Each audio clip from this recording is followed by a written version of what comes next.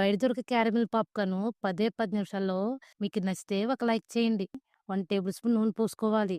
నూనె వేడిన తర్వాత కప్పు మొక్కజొన్న గింజలేసుకోవాలి. స్టవ్‌ని సిమ్‌లో లేదా మీడియం ఫ్లేమ్‌లో పెట్టుకొని 4, 5 నిమిషాల పాటు ఫ్రై చేసుకోవాలి. ఇలా ఒక 4, 5 నిమిషాల పాటు ఫ్రై చేసుకున్న తర్వాత మూత పెట్టుకొని స్టవ్ అనేది హై ఫ్లేమ్‌లో పెట్టుకోవాలి. ఒక 2, 3 నిమిషాల తర్వాత ఇవి పాప్‌కార్న్స్‌లా తయారవుతాయి.